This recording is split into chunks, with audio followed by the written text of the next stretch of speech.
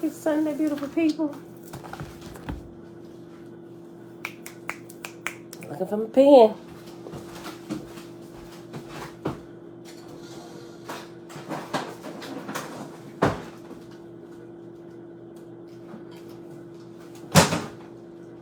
Hold on, y'all. Hold on.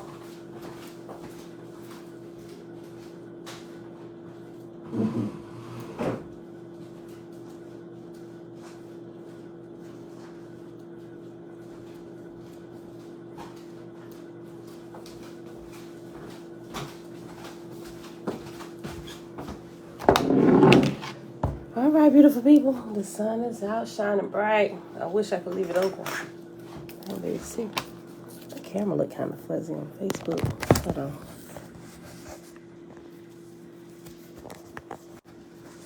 Still look kind of fuzzy.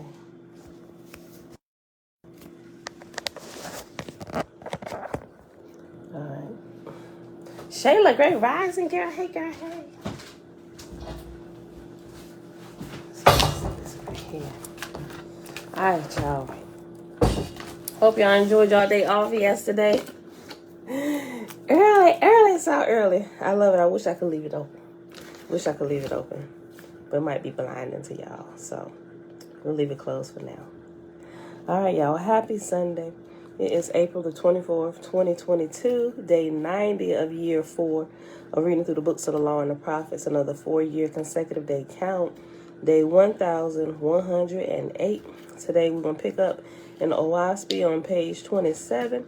And then we're going to jump over to our meditation book on page 67. All right, y'all. Father, thank you for another day. Here we go again. That was our opening. All right, y'all. Page 27.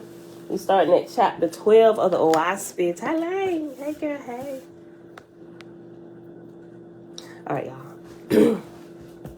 When it was known in Horeb that God was about to return, Hajjah put all things in readiness for God's reception. Remember, that was his name. Hajjah. The one he left in charge before he left to go on his little vacation to kind of stroll throughout the earth and see what was going on. Mom, shalom, shalom. Okay. When it was known in Horeb that God was about to return, Hajjah put all things in readiness for God's reception, and there volunteered 10,000 musicians and 5,000 bearers of banners, 1,000 marshals and officers of the throne, and 100,000 receivers to go part way and meet God and his companions. And Hajjah granted their prayers, and they started at once, being the most majestic host that had as yet gone forth in the lower heaven.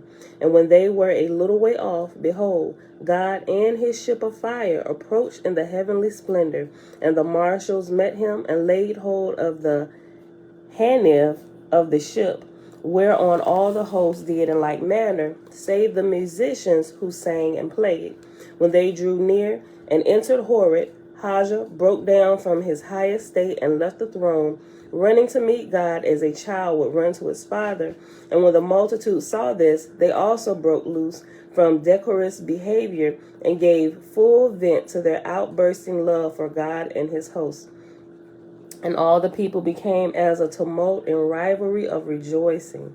In a little while, God and Hajjah turned and walked to the throne, ascending thereon. And Hajjah took his place, and God sat on his right, and order reigned. Hajjah said, In thy name, O Jehovah, I welcome back thy first son of earth to the kingdom thou hast bestowed upon him, and thy sons and daughters. As much as he hath glorified thee by his labor and by his wisdom and love, so do we honor him in thy name and for thy glory. God said, In thy name, O Jehovah, do I return to these my loves, that I am returned. I glorify thee, O my Father, that thou hast made them to rejoice is the glory of my life. And now a great light gathered up around the throne, so that many could not look thereon. And presently the power of Jehovah came upon Hajjah, and the voice of Jehovah spake through him, saying to God, This again thy throne, O my son, thou shalt finish. Okay, let me start again. This is again thy throne, O my son. Thou shalt finish that which I have put upon thee. Thy people shall learn the manner of my kingdoms, and know that even as I make all, so do I rule over all. Hang up thy traveling garb, my son. Dismiss thy traveling host, and resume thy seat upon the throne, for I gave it to thee. The voice departed. Haja rose up and stood aside, and the light fell upon God, and he resumed the throne and was held by the multitude in Jehovah's name. God said to Haja, because thou hast prospered my kingdom during 1 whole year, thou shalt be my companion and assistant with power and wisdom to superintend all matters not direct with my lords. Behold, this day have I set apart as a new day in heaven and earth, because on this day the sun has taken its course for the Hayden, or for the north line. Hold on. Okay, so reference 8 is after the word line. It says, because on this day the sun taketh its course for the Haydan, north line. But reference 8, it has from bolded. So it says from the Haydan, north line. Okay. For the north line, from the north line. Okay, I'll read it again. Behold, this day have I set apart as a new day in heaven and earth, because on this day the sun taketh its course for the Hayden north line, and from this time forth it shall be called the New Year's Day.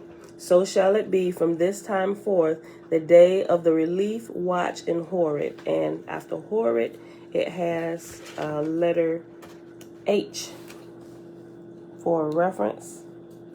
All right, Jerry, good afternoon. Glory and praise to our Creator. Jen, good morning. Robin, shalom, shalom. Okay, reference letter H on page 37 says, so shall it be from this time forth for the day of relief, so shall it be from this time forth the day of relief watch in Horeb. Okay. And the reference says, there are understandable reasons to conclude that the 1882 edition designated summer solstice in the northern hemisphere as the beginning of the astronomical year, while the 1891 edition designated winter solstice in the northern hemisphere as the beginning of the astronomical year. This issue has been the source of endless debates. See Book of Inspiration, chapter XIV, verse 2 and 3, and related footnotes. This verse in the Book of Sethanes, however, is arguably open to interpretation, even though it is admittedly obscure. Here, the phrase North Line in the 1882 edition could be interpreted as terminology for the nadir, the shortest day, from the perspective of the northern hemisphere, or on the other hand, as the time when the sun appears at its northernmost latitude in the northern hemisphere, which would be the zenith, the longest day. Communications and council have indicated to the Elohis that winter solstice in the northern hemisphere is the correct interpretation for the astronomical new year. Also, histories of many current as well as ancient cultures support this interpretation. In the final analysis, it will probably do no harm to celebrate both. It may be that OAHSPE intended a distinction between the two terms North Line and Northern Line, thus leading to the confusion, while the 1882 edition of Book of Sethanes stated, the sun taketh its course from the north line. The 1882 editor still footnoted this reference as the shortest day in the northern hemisphere. 1882 edition. In all systems of religion, the revelations attribute the change of watch of the gods and lords to be on that day of the year next after the shortest day in the northern hemisphere, which is the cosmological New Year's Day. Hang in there, y'all, if y'all not keeping up. You might have to go through and read this reference again. Okay. But in Book of Fragapati, chapter XIX, verse 1, there is a reference to the northern line. It reads, 1,000 miles north of the northern line of the sun, in the middle betwixt the east and west. In this case, the only logical interpretation would be reference to the Tropic of Cancer as the northern line, which is the line directly below the sun during the summer solstice. This is because we know the heavenly kingdom of Yatanti was centrally situated over North America, and 1,000 miles north of the Tropic of Cancer would place the center of Yatani roughly at the level of Middle Kansas, or very near the center of the nation. However, the substitution of shortest day on the northern line for northern line in the Book of Inspiration indicates that the 1891 editors agreed with the interpretation of northern line as meaning from the perspective of northern hemisphere in that description of the cosmological new year as well. Ooh, that was a long footnote, right? Okay, might have to go back and read through that again. You might have got it the first time through if you were already kind of researching some of that stuff. Like if you kind of, like if you like a student of the Book of Enoch, a lot of that would have made sense. Or if you just into researching the summer and winter solstice and the clock in the sky. Okay.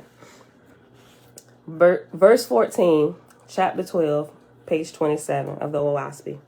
Hear my voice, O Haja, and ye of the council of the throne of heaven. That which I command shall ye proclaim throughout heaven and earth to all who serve me. Because of the increase of the kingdom of Horeb, I will have the place enlarged, and the council shall no longer be called a council, but Moab, for it shall be as an assembly over all councils below it. Okay. So when we hear Moab now, it's referring to the council, the heavenly council. Okay. And Moab shall no longer deal with the affairs of individuals, even though they be lords, but it shall have dominion with the cities and kingdoms of heaven, and with judgments and decrees. Okay. So I wonder how that translates in the Holy Bible. Now I'm gonna have to go back and look all up Moab again in the Old Testament and kind of go through the scriptures again. Okay. It has reference number 9. Let me read it again.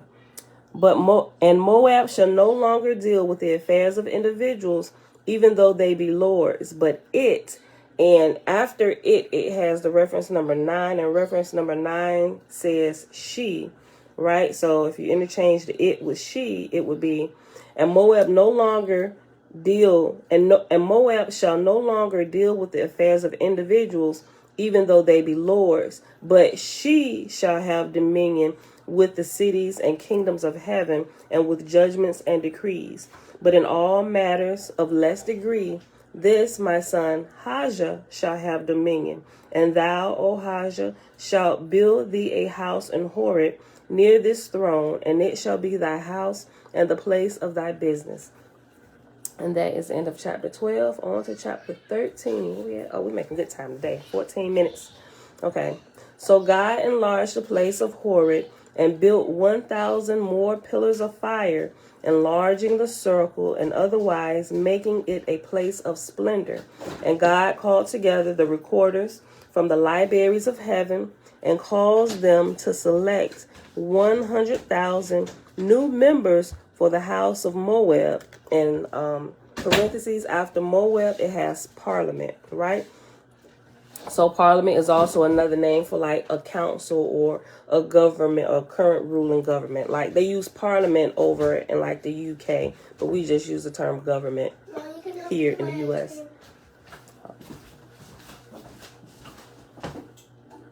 Okay. You're welcome, Pootie. Okay.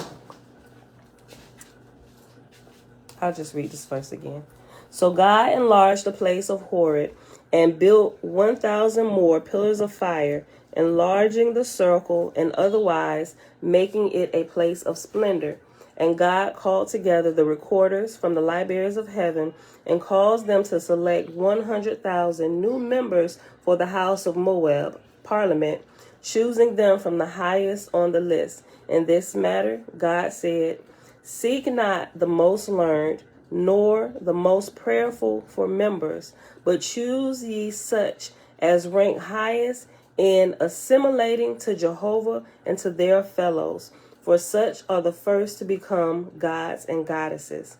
Jehovah saith, "A strong man may do more good works than a weak one, and yet the latter may stand fairer in my sight. I open the way to the weak and the strong, to the learned and the unlearned." God said, "In all these matters, whatever man or woman hath put away selfish desires for self's sake, serving the Father by laboring for others, is on the road to wisdom." I'm gonna read that again. That's good. All of this is like really good. Like, let me read again. Verse 3. I just go back up to 2. "Seek not the most learned, nor the most prayerful for members, but choose ye such as rank highest in assimilating to Jehovah and to their fellows, for such are the first to become gods and goddesses." Jehovah saith, "A strong man may do more good works than a weak one, and yet the latter, or the weak one, may stand fairer in my sight. I open the way to the weak and the strong, to the learned and the unlearned." God said, "In all these matters, whatever man or woman hath put away selfish desires for self's sake, serving the Father by laboring for others, is on the road to wisdom. And if the records show a sufficient time for growth in such a man or woman, whereby these virtues become organic, then choose ye that person, for of such shall be Moab. Moab. Moeb. This is good.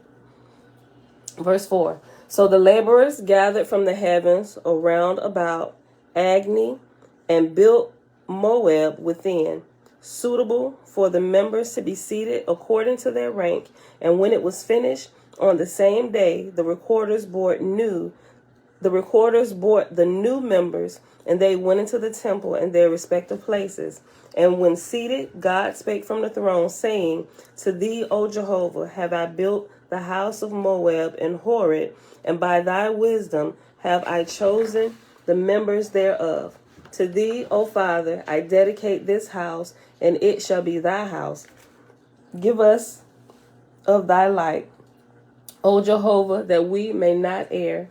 A light descended from the heavens above and fell upon the members of Moab as a symbol of approval by the archangels. And presently the new members rose up, every one of their own accord, but the old members remained seated." And remember the other day I was asking, what is the sign of Jehovah's name or of Yah's name? Somebody who watches the videos, who's read through this already, actually pointed out, so I have it highlighted and I wrote in here, and clearly I missed it. We talked about it before. Remember the sign of a leaf blowing? That is the sign, which is the sign on the front of the book, right?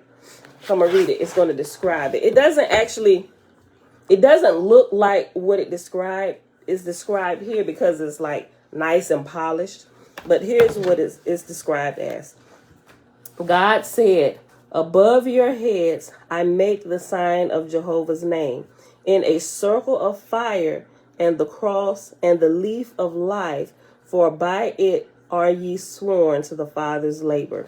Right? So a circle of fire to me would literally probably be like a circle that you can see like the flames. It's clearly a flame, a circle flame of fire. That's what it would look like. But, just probably made it polished. I don't know. I'm still just learning, right? Okay. But anyway, that's it. God said, above your heads I make the sign of Jehovah's name, in a circle of fire, and on the cross, and the leaf of life, for by it are ye sworn to the Father's labor. Hear me then, O my beloved. Some people say beloved. I say beloved. Hear me then, O my beloved. Ye are henceforth denied individual ministration with individuals, but ye are now become a unit with many, and with these must your labor and your love and your wisdom be in concert of action. Henceforth must ye no longer say, what can I do for this man, or this woman, or that woman, or this child, or that child?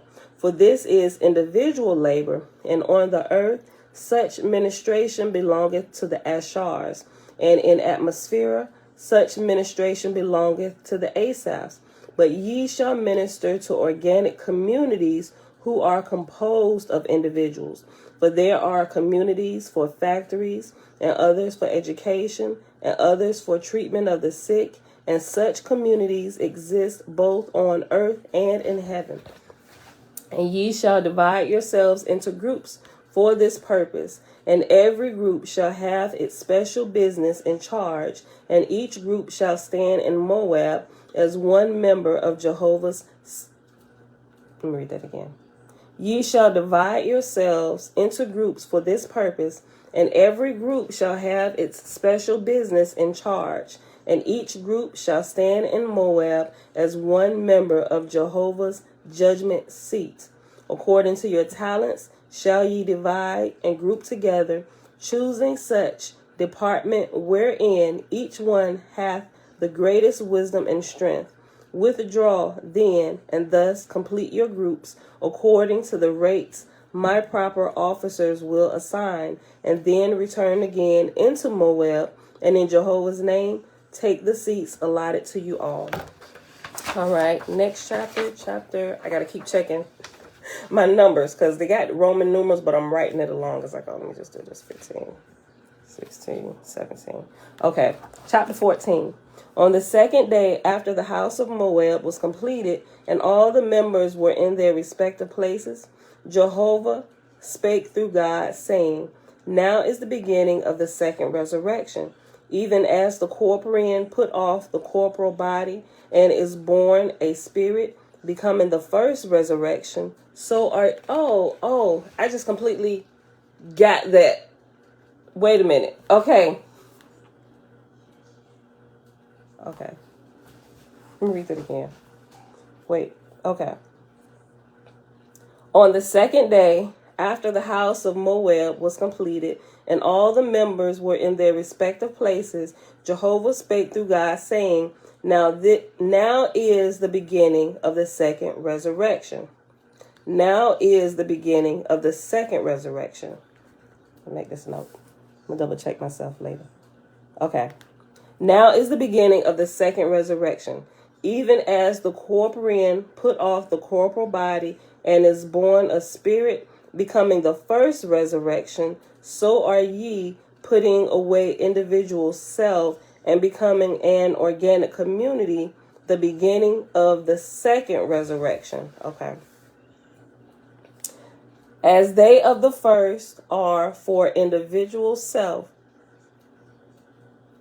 As they of the first, or the first resurrection, are for the individual self, so have I bound them close on the face of the earth. As they survive on the earth on corporal food, so have I made them to survive in the lowest heaven on atmospheric food. As Moab hath risen above these conditions, so will I exalt the foundations of the house of Moab higher up from the earth than Horeb, and Moab shall be the lower house of my kingdom. Okay, yeah, so once you make it to Moab, clearly you're in the government, you're kind of helping. Moab, you're in parliament or government, kind of helping to rule. So when you first leave this place, your spirit, you're still kind of like on the individual growth path until you reach the level of wherever you can ascend to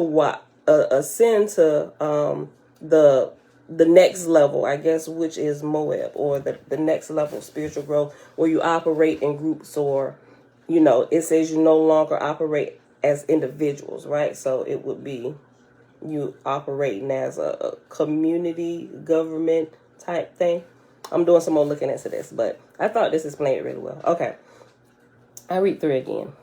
As they of the first resurrection are for individual self, so have I bound them close on the face of the earth. As they survive on the earth on corporal food, so have I made them to survive in the lowest heaven on atmospheric food. As Moab hath risen above these conditions, so will I exalt the foundations of the house of Moab higher up from the earth than Horeb, and Moab shall be the lower house of my kingdom. The voice of Jehovah departed, and God saluted Hajah in the name of the Father. And a great light enveloped the house of Moab, and the Isinars chanted a hymn of praise. Thereafter God arose and stood in the throne of Jehovah, saying, Hear ye, O all ye people of heaven above and heaven below. The house of Moab in the beginning of the second resurrection is founded in Jehovah's name. Proclaim ye the words that have gone out of my mouth to the east and west and north and south, and to the swift messengers of the arcs of the firmament above. Glory, glory be to Jehovah, boundless and almighty creator, present and full of love, wisdom and power. Glory to thee forever and ever. Amen. The house of Moab chanted a proclamation. The swift messengers assumed their respective globes of light and began to ascend in every direction, carrying the word to the exalted spheres. And right here when it said their respective globes of light, it reminds me of we talked about it before, actually a couple times in Black Root Science. It talks about how as you begin to develop your physical and your spiritual self, your spirit, that you will learn how to literally create these globes of light, or you'll be able to recognize your aura and be able to build like this. They don't call it a ship, but yeah, in some places it does call it a ship around you, where you can traverse the atmosphere, like while you're still living flesh, right? A lot of us don't know how to do that yet. I strive to get to that point. I really do. It might take me quite a few years to get there, but I'm working on it. Many levels of ascension. Francis, shalom, shalom. Yeah, there are many levels of ascension, Robin. You probably said that when we was back here talking about Okay. The house of Moab chanted a proclamation. The swift messengers assumed their respective globes of light, which is why I brought that up. It talks about this in Black Root Science, and began to ascend in every direction, carrying the word to the exalted spheres. And God crowned Hajah as sub-god of Horeb, and he was proclaimed to all the quarters of heaven and earth. And the history of his name exists to this day as Jah among mortals. Let's go back. Let's read that again. Hajah, Jah, yeah. Okay, hold on. Let's go back. We're going to keep reading. I might be jumping ahead. Verse 7. The house of Moab chanted a proclamation. The swift messengers assumed their respective globes of light and began to ascend in every direction, carrying the word to the exalted spheres. And God crowned Hajah as sub-god of Horeb, and he was proclaimed to all the quarters of heaven and earth. And the history of his name exists to this day as Jah amongst mortals.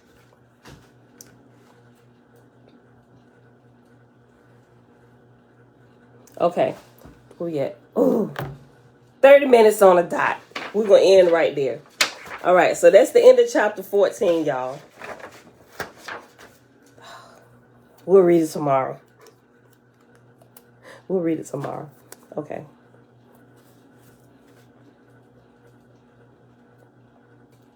You can read ahead if you like. Definitely. Ain't stopping from reading ahead. Okay, so...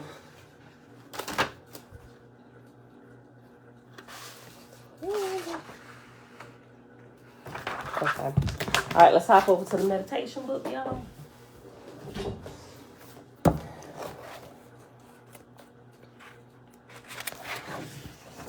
Page 67. The Sima Tawi of Tantrism. Okay, and it starts with a quote.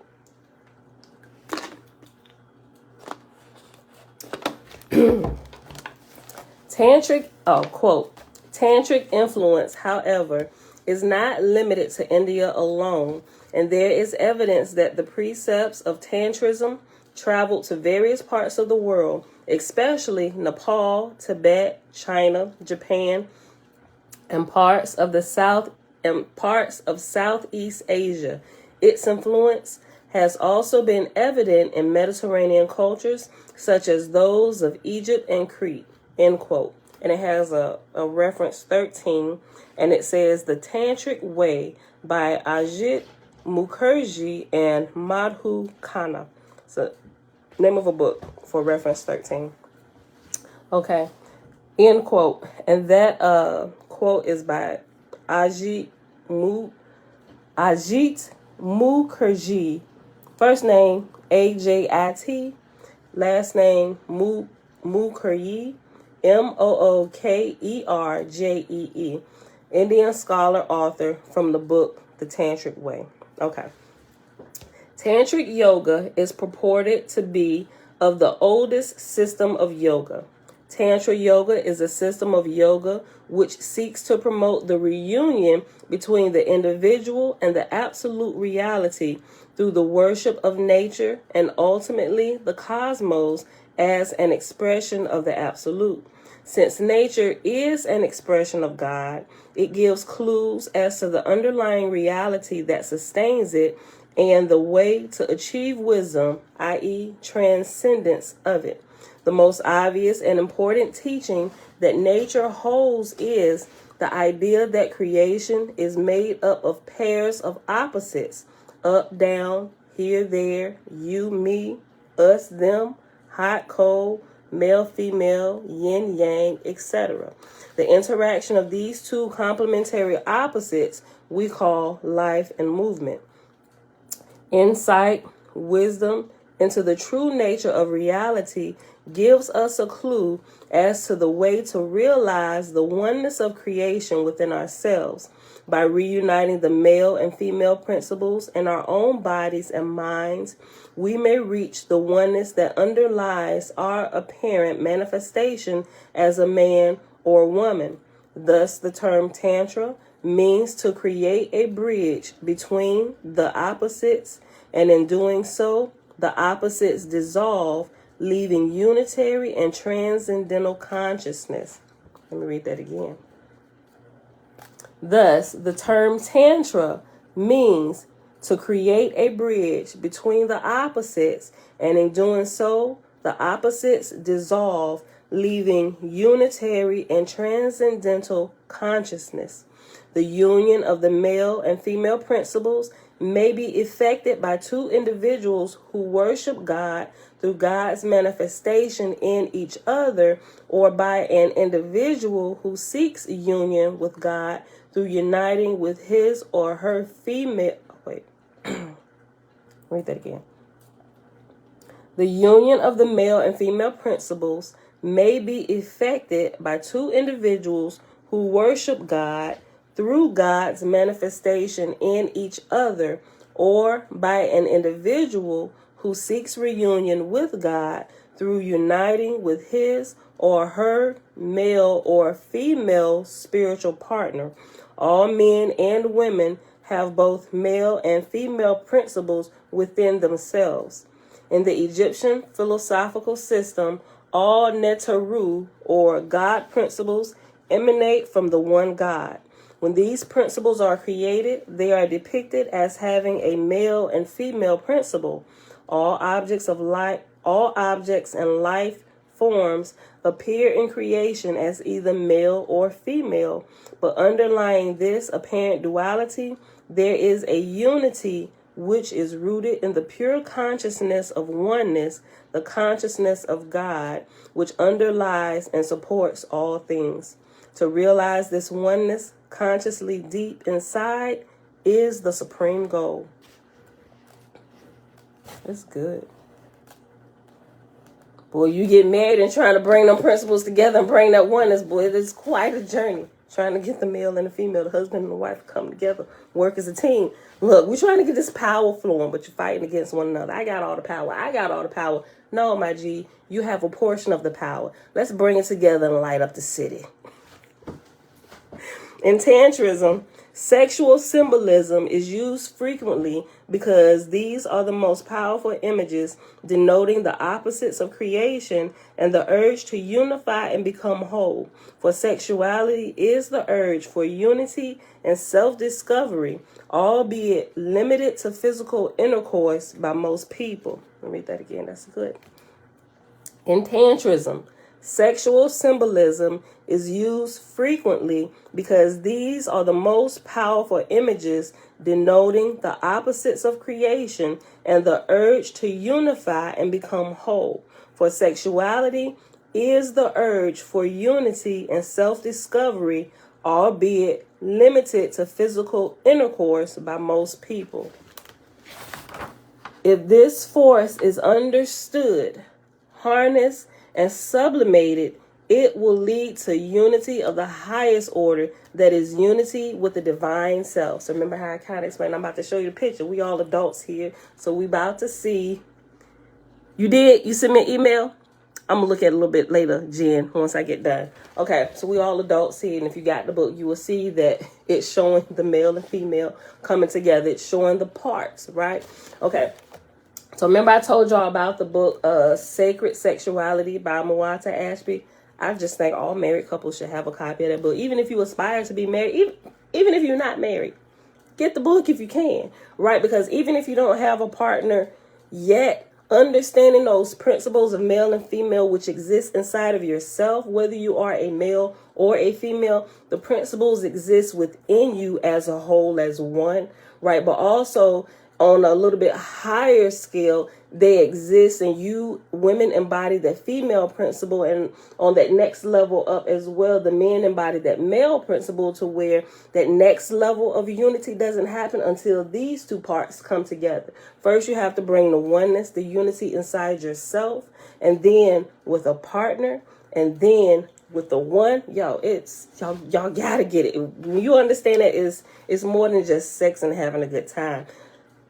But most you see here over the earth is people just having sex and a good time. They don't even realize the real purpose. You have babies, populate the earth, be fruitful and multiply.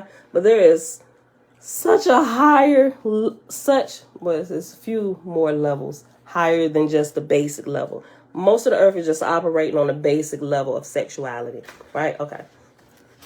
I'm going to read this last sentence again. Last couple sentences, then I'll show you the picture.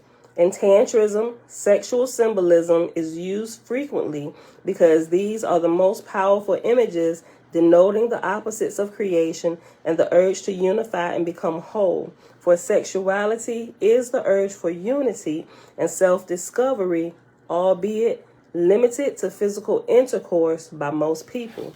If this force is understood, harnessed, and sublimated, it will lead to unity of the highest order, that is unity with the divine self. Okay, so this picture right here that I'm about to show you is the Kamashan god Geb and the Kamashan goddess Nut. Nut is over the top, right? You will see the woman, or it looks like a U, or it's like a square with a missing bottom. Okay, so Nut represents like the goddess of the sky, right? And you have Geb, which is the male portion. He laying on his back, holding his male factor, pointing up. All right? Okay. So the Kamashan god Geb and the Kamashan goddess Nut separate after the sexual union that gave birth to the gods and goddesses and creation. All right? So this right here is that. So it's for Facebook. I think, can everybody see that? Y'all both might be able to see it, YouTube and Facebook. Okay, so right here. This is Nut, and this is Geb, right?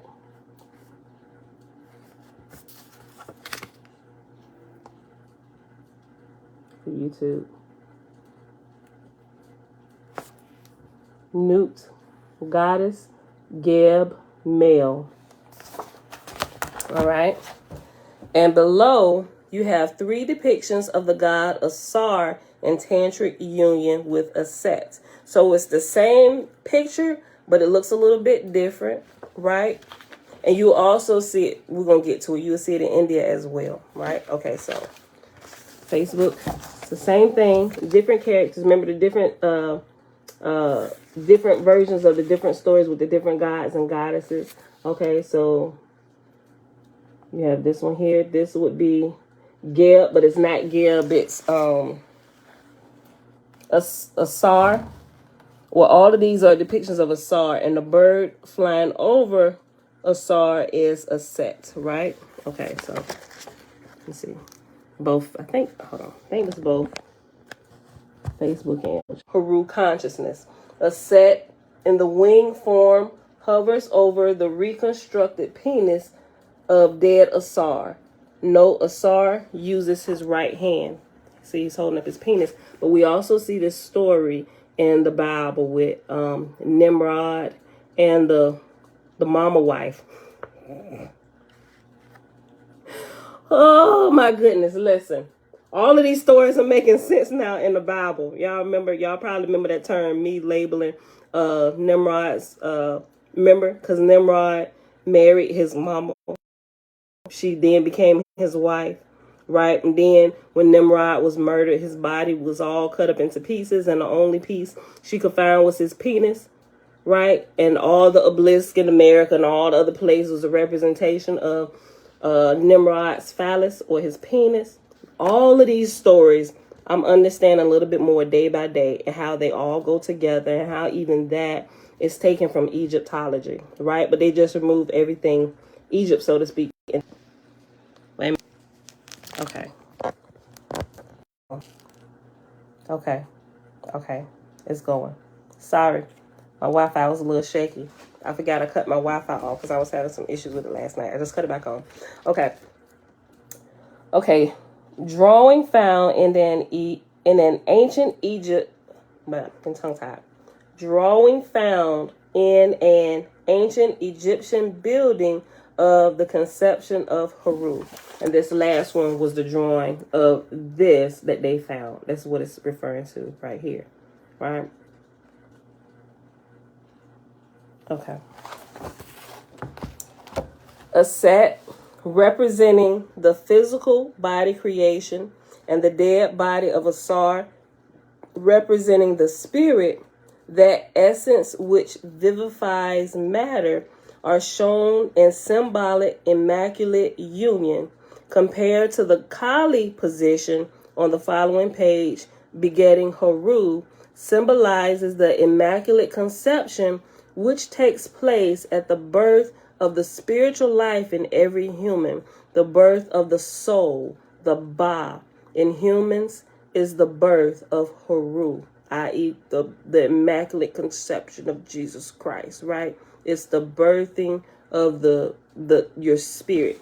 It's actually a story that they're telling you in the Bible that they've been telling all throughout all the different religions, but they're giving you the same principles, right? Okay, so the pictures that you see in India of the god Shakti, the god Shiva and the goddess Shakti, I'm about to show you the picture, but you remember it's like that god, and it looks like he's squatting down and got all these arms, and there are different. Okay, there are different ones. I've looked into it. There are different ones.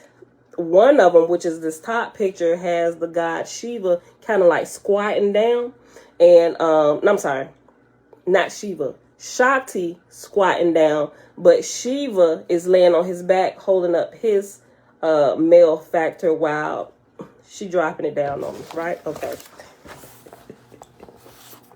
And that is this one right here.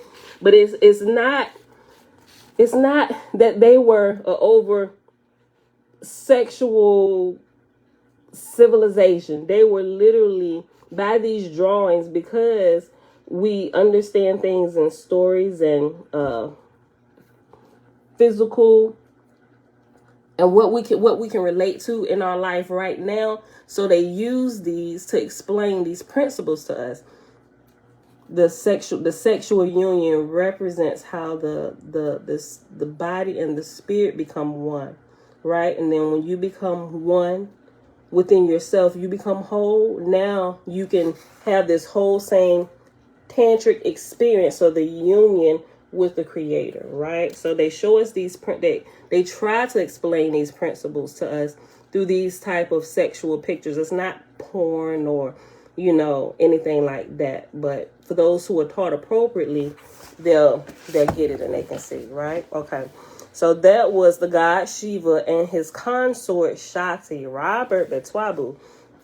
The Kali position, they call it the Kali, with her squatting down and him on his back holding up his phallus. They call that the Shakti position. Y'all might be familiar with it. The Kali position above features Shiva and Shakti, or Kundalini Prakriti, in divine union, and you see that in India.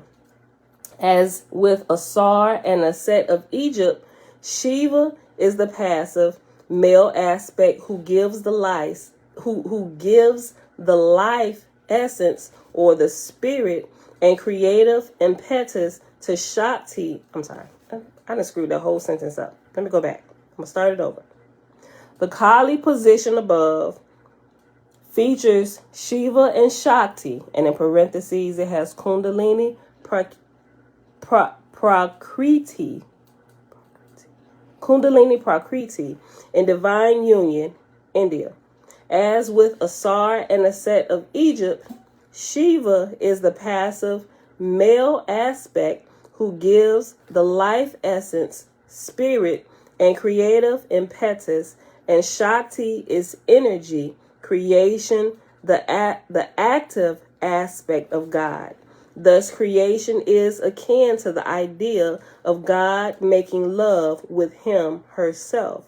Shiva and Shakti are the true essence of the human being, composed of spirit and matter, or body, spirit and body. They call body matter. Shiva and Shakti. So you hear these. I get it.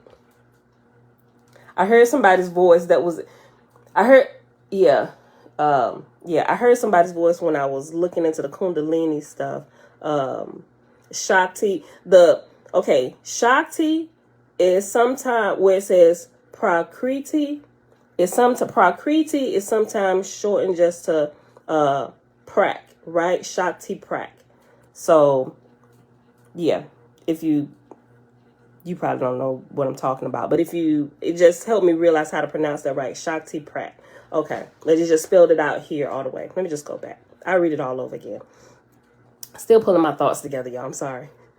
The Kali position above features Shiva and Shakti, Kundalini Prakriti, in divine union, India. As with Asar and a set of Egypt, Shiva is the passive male aspect who gives the life essence, or the spirit, and the creative impetus, and Shakti, or the female, is energy, creation, the active aspect of God.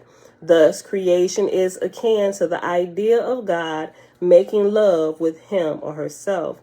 Shiva and Shakti are the true essence of the human being, composed of spirit and matter, or body. In the active aspect, the female is in the active position, which the active position is her being on top, squatting over his male phallus, right?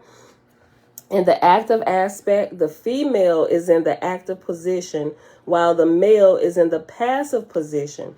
In Kamachan philosophy, the god Geb is the earth, and the goddess Nut is the sky, right? So remember that picture. This first one. This is Geb. This is Nut. Goddess, God. Male, female, right? In the Kamachan philosophy, the god Geb is the earth, and the goddess Nut is the sky. Just as the earth is sedentary and the sky is dynamic, so too are the divinities depicted in this way in Southern African and Eastern India Iconography.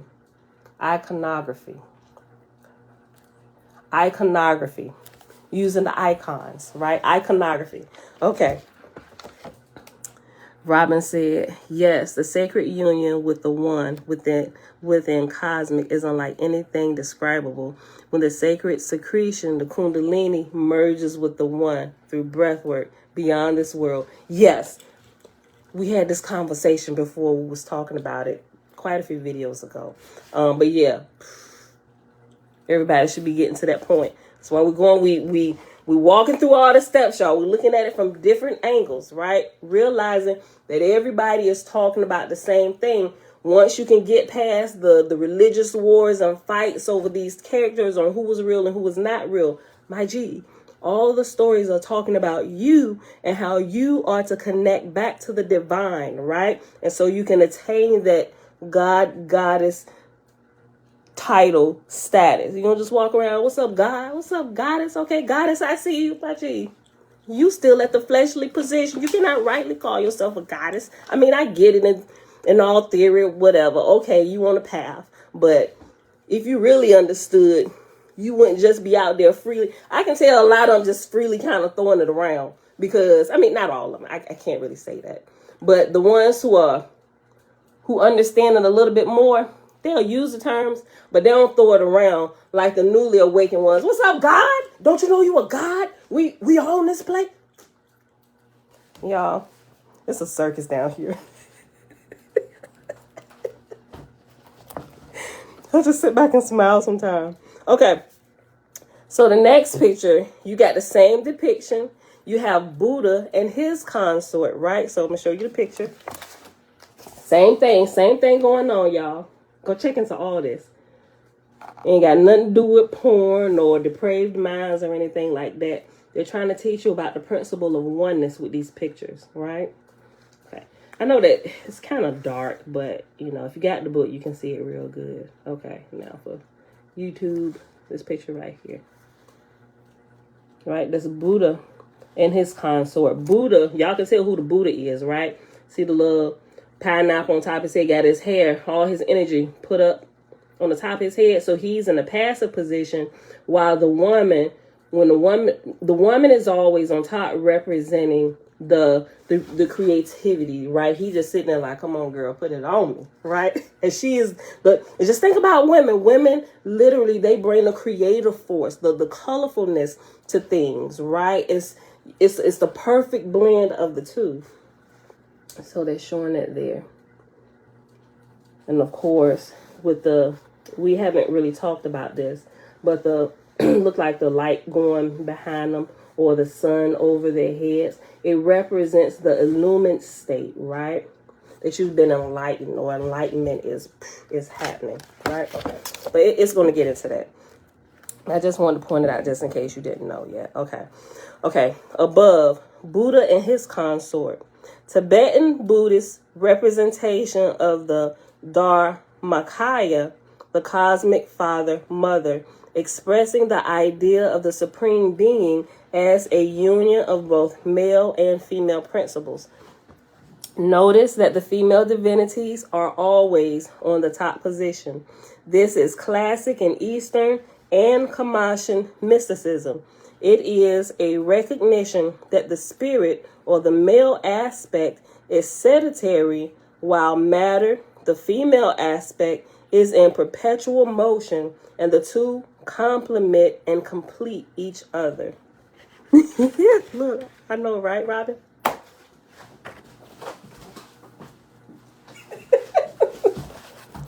had to do it for effect. Okay, and so this last portion is like right on time because we have 57 minutes. So it's also giving you another representation of it. And it's two pictures. The left picture is the triune phallic form of a tsar, right? So he's standing there holding his jump. I'm going to call it jump. Holding his phallus, his male penis, his penis is in an erect position, and he's holding it, right? But you also see a set. She's not hovering over him, but there are two phallus or two pillars to the left and to the right of him, and she's sitting on one of them, right? Okay. But both of these pictures that I'm about to show you, okay, so it's two pictures, but the smaller picture beside it is giving you more of like a close-up of like the head, the three heads. Y'all see some of the statues with the three heads. You got the front face, two side faces, but they're all representing something, right? Okay. So you have the triune phallic form of a star, and it has reference 15, and it says, for more details, see the book Egyptian Yoga Volume 1. And then the picture to the right, the trilinga, or the triune, Father, Son, Holy Spirit, bringing to oneness all that head, that figurehead. The triune phallic form of Shiva, right? Shiva in India, but it's talking about the same. It's giving you that same definition, explanation that the Egyptians do with the Asar Aset, or the Geb and Nut, or it's another one. Asar Aset, Geb, Nut, Shiva Shakti, Buddha and his consort, all that stuff, right? Okay. And that has a reference 16, which is also found. For more details, see the book of Egyptian Yoga Volume 1. Okay, so I'm going to show you pictures. Right, so here is, he's standing there. He's holding his male factor in a erect position. This will be a Asar, right? And so you see the bird, although she's not hovering over him, over his penis, she's still sitting on top of one of the phallus figures, which is still representing the same thing, right? But also, see this down here? Okay, I was holding it up. Let me see. I think both of y'all can see it, Facebook and YouTube. Okay. It didn't mention this yet, right? But this, y'all remember what this represents? The wings? This is not a lewd picture. All of this is always done in righteousness. This represent right here, the bird. This represents Ma'at, right? And you will see this in different forms. So it represents the law of balance, righteousness and justice, right? So if you learn, like I said, if you get that hieroglyphic book that OAHSPE wrote, and there's another one somebody mentioned, I'll put that as well. They actually gave the name of it. All of them you can get on Amazon. For now, you can. But if you begin to recognize the individual characters, you can almost kind of put together what they're trying to tell you when they put a few of them together, right? But you'll always notice that the law of Ma'at is somewhere in the picture that they try and show you, which tells you that everything should be done in righteousness and in justice. There should be a balance within yourself individually and overall as the whole, right? Okay, and so this is the picture from India. But here, I don't know if you can quite see it, but here you can see the two faces on the side as well. They just kind of got a close-up of this from the Shiva one from India, and it shows the three faces, but you still have those three faces here, the forward-facing face and the left and the right face on the side, right? It all means the same thing. Each religion is teaching you the same thing, right? So in my my latter growing days, meaning my current growing days, some of my videos that I've done where I really harped on and talked bad about religion, Christianity being my number one target, I feel so bad now. Now that I'm understanding this, I'm like, oh, shoot. Oops. I feel so bad. Well, I wasn't like nasty, but I feel kind of bad now that I kind of talked about them, because even in my talking about it and my being on fire for being one with Yah and coming into the truth, I was still a whole lot ignorant. Like, I'm still a whole lot ignorant now, but I'm a little less ignorant than I was last year. I'm still way ignorant, but just a little less ignorant than I was last year, right? But I realized that. So I want to say I'm sorry.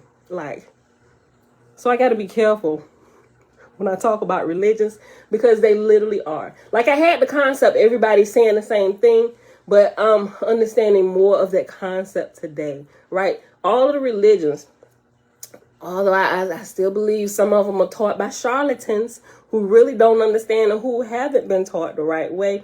They're teaching it the wrong way, causing other people to fall into error. Like, you can now I see you can completely use the Bible, all parts of it, even though there's still characters, and you can use it if you're taught about the underlying principles, right?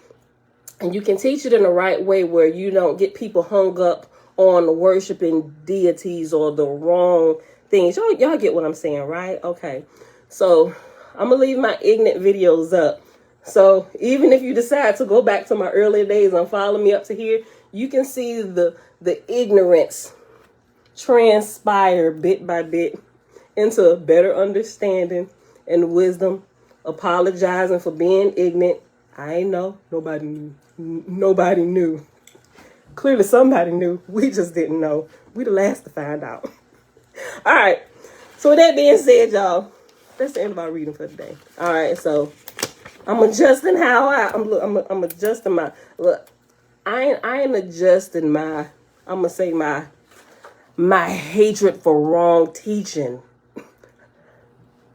because it's still charlatans in the pulpit taking advantage of people. That's the part I despise. That's the part I absolutely despise. I hate it.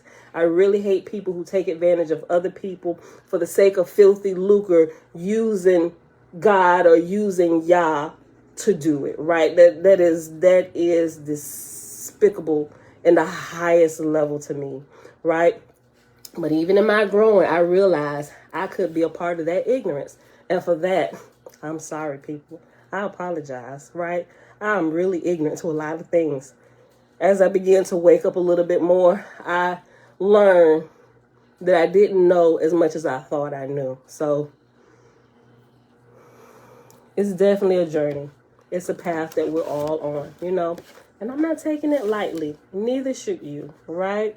Hey, we make mistakes. It's really a part of the growing process. And the good part is that, first of all, we can laugh about it. Be good human about it. Oh, yeah, I screwed that up. I'm sorry, my G.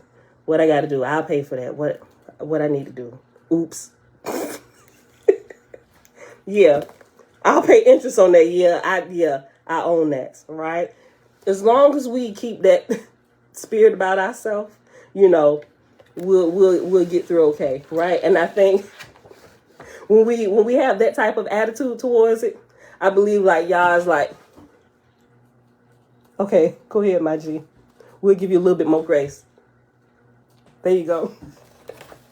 So that's how I feel. All right, y'all. So with that being said, yes, we're all learning. Okay. Oh, I like that comment I just saw it. Kimball. Christianity indoctrinated to teach with no research, right? Thank you, Jen. You know, I learned to laugh about everything really early. I think what's most helpful for me is I have learned to laugh at myself. Even when I seem the most crazy, I'm like, oh, girl, get it together, right? So, thank y'all for a good-hearted nature. All right, y'all. So, with that being said, it is Sunday, April the 24th, 2022, day 90 of year 4 of reading through the books of the Law and Prophets, and of the 4-year consecutive day count, day 1,108. In the OAHSPE, we read pages 27 through 28. It feels like we read so much more, but the pages are so big. We got through like let's say 2 pages. Pages 27 and 28, because I double-checked that right when we got done when I was writing down the page number. I'm like, it feels like we read more than that. And then in the meditation book, pages 67 through 70, the title, I'm thinking about the title today. I want to use something with phallus or penis in it. But when I use titles like that, it just bring the people who are shenaniganizers in the porn industry out the woodworks, right? And they just start leaving little porn links and stuff. And I really want to bypass all of that, because Sometimes it's tiring going through deleting and blocking and reporting their porn links and stuff. So I'm trying to be wise with it. Maybe I add a dot or something. I don't know. Maybe I won't. Maybe you'll hear when you just come in if you watch the video all the way through. I don't know. But anyway, y'all, that's it. We out of here. May y'all bless you all. Enjoy the rest of your weekend, the few hours that's left, and may he bless and prosper your week as you go forward. And I'll see you all back here tomorrow morning, bright and early, 7:15 a.m. Eastern Standard Time. Bruce. Trina, love you, girl. Yes, we're growing together, friend. Bye, y'all.